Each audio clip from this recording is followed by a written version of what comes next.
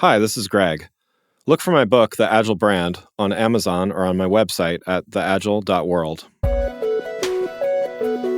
Welcome to the Agile World podcast. This is Greg Kihlstrom. In the last episode, I talked a little bit about Agile methodology and how it applied particularly to software development, but this idea that really starting from a world where computing power and computers were a rare thing to the ability to make quick changes to things like, in that case, software, really kind of changed the way that we approach things. Today, I'm going to talk about how that applies to marketing. I think Agile marketing is something where now it's really commonplace, and even before it became recognized as a term, people were adopting these Agile practices more than they even thought they were. And I can say from personal experience, I didn't really have a name for Agile marketing when I first started doing it. At my agency that I owned for a while, Carousel 30, we were finding that the timeframes with which we wanted to and really were planning and doing marketing plans and strategies kept shrinking and shrinking.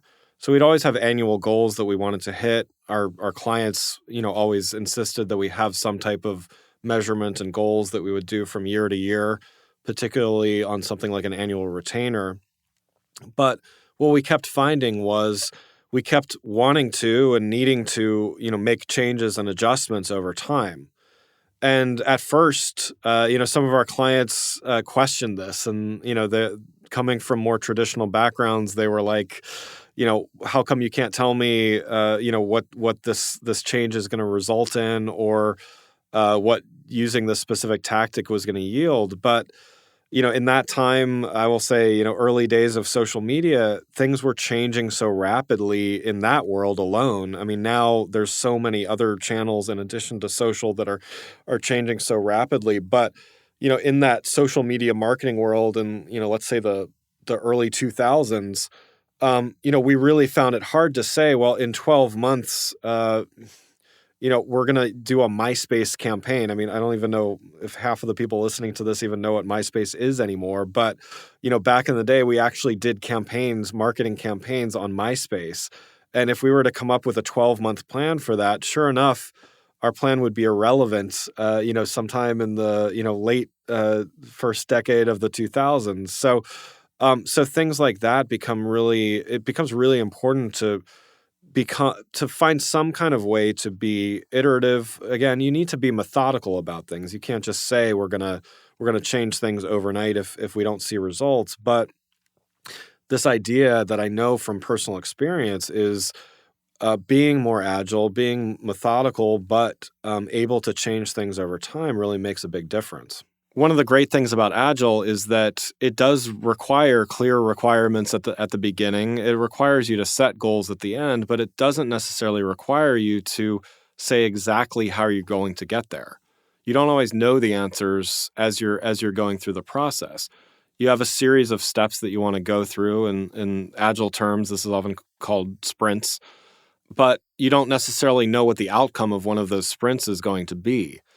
So Agile and Agile marketing really became a lot more doable and a lot more adoptable with the advent of really ubiquitous analytics. So things like Google Analytics for websites, real-time analytics that they were providing, or easy access to analytics, but not just Google, but email, social, search, all of those types of things.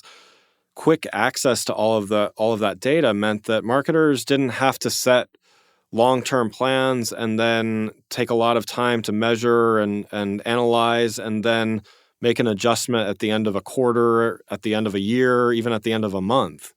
It meant that decisions could be made much, much quicker. One common misconception is Agile doesn't necessarily mean simply being reactive, though. So it doesn't mean just because we can see that something isn't working within the first couple hours, we're going to change it and we're going to change our strategy. What it does mean is that in a methodical way, we are going to look at things in sprints and we are going to review them and adjust and things like that. It does offer the opportunity to adjust things slightly over time or even drastically over time based on results, but again, those results are done in a methodical way where we're analyzing, we're measuring, and then we're making those changes. So part of becoming more agile means shifting the way that you think about the way that you do your marketing, your branding, really everything that you do. This involves really going from a project-based mindset to an ongoing one. So with my company, Carousel 30, that I sold about a year ago, we went from a very project-based model where, we'd design a website or make a marketing plan or do branding or something like that, and then kind of hand things over to our clients. And sure enough, the more sophisticated clients probably knew what they were doing and kept it, and it was successful. But those that were either late adopters to something, or we were getting our footing, I guess, as social media marketing was taking off in the early 2000s, and a lot of people didn't really know what to do with it. And so it really helped us shift to, now I would call it a more agile approach. Back then, we weren't necessarily calling it that, but it really shifted not only us, but our clients to a mentality of, we can't just give you a plan.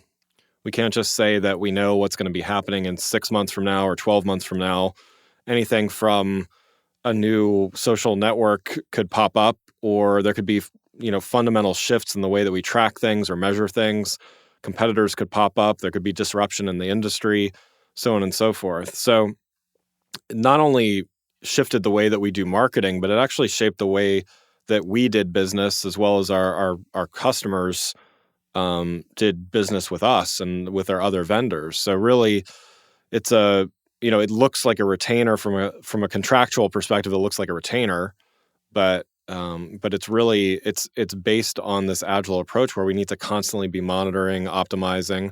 And I think several clients of mine with website projects, which were really almost always project based, have really shifted towards, okay, we're going to do a project, we're going to redesign something, and then we're just never going to stop. I think everything from more risk-averse industries that I work in, like financial services, so banks, credit unions, things like that, where traditionally, again, they'd redesign their site every 3 years, sometimes 5 years. They really shifted from, okay, we're going to do it this one last time, really a full redesign, and then we're just going to keep updating things. We're going to use a content management system platform that we update and we keep updated. We keep it secure, keep updating features, all of those kinds of things. So really not only shifted my business, but shifted their business as well. It shifts the way that you spend money. Instead of allocating, a few $100,000 every so often for a website redesign, in that case again, it shifts your budget to having an annual budget that is actually more even over time. You end up kind of spending the same amount of money even. It's just evenly distributed over time. The client's effort is spent more evenly distributed as well. A website redesign is a very disruptive process, not only to customers, but to an internal organization. And so taking this iterative, agile approach over time and just continually optimizing instead of scrapping and starting over actually keeps things constant. It keeps things moving. It's less disruptive, again, both internally and externally. And I think ultimately it gets better results because you're constantly monitoring, you're constantly measuring. You're not getting to a point and then stopping and then kind of losing all your progress along the way. Being agile and modifying things over time actually helps you learn from your mistakes better and continue to learn from them. So in the next episode, I'm going to talk a little bit about Agile and branding and really what kind of makes an Agile brand. Thanks for listening. I'll see you next week. If you enjoyed this episode and found it helpful, please rate the show on iTunes or contact me through my website at theagile.world. You can find my books, The Agile Brand and The Agile Web, on Amazon and on my website at theagile.world.